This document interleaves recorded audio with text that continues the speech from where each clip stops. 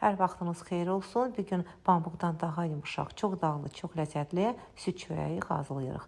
Əvvəlcə 100 qram kərə yağını əridirik. 2 stakan ilıq südə yarım stakan şəkər tozu və bir dolu yemək qaşığı maya əlavə edirik. Qarışdırırıq və 10 dəqiqə mayanın çalışması üçün gözləyirik. Yoğurma qabına 1 ədəd yumurta, 1 yumurtanın ağını, sarısı üzərinə, 1 paket şəkərli vanil, yarım stəkan duru yağ, əvvəlcədən əritdiyimiz ilıq kərə yağını, mayalı südü və 1 şimdilik duz əlavə edib qarışdırırıq.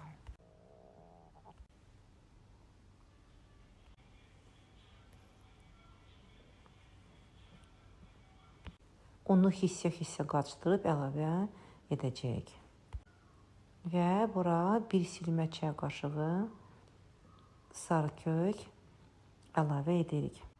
Sonra xəmir qatılışlarda az-az un tökürük, yoğurmağa başlayırıq. Ələ yapışmayan xumar, yumuşaq xəmir olmalıdır.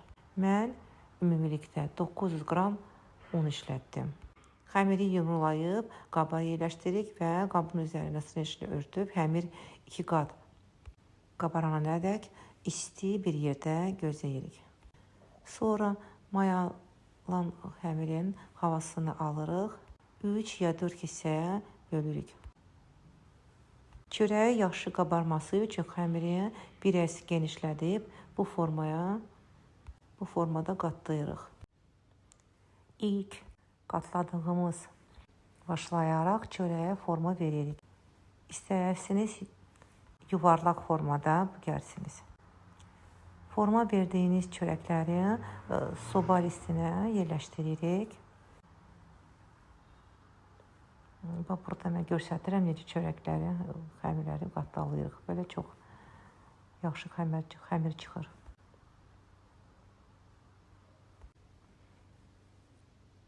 Ayırdığımız yumurta sarısına 1 yemək qaşığı süd qataraq və çörəklərin üstünə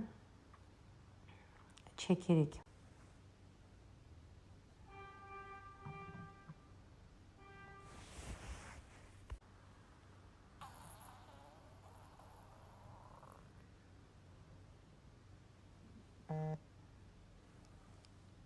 Şimdi burada soba listinə yerləşdirirəm.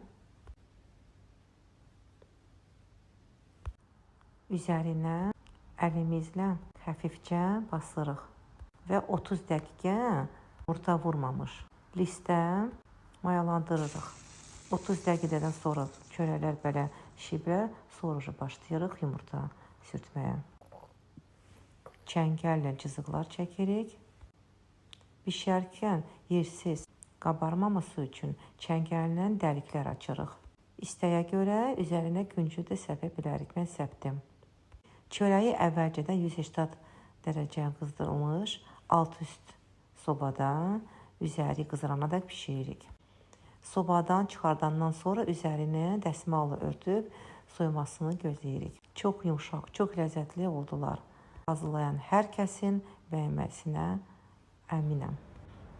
Əgər videonu bəyəndinizsə, like etməyi, rəy bildirməyi, paylaşmaq üçün kanala abunə olmaq unutmayın. İzlədiyiniz üçün minnətdarım.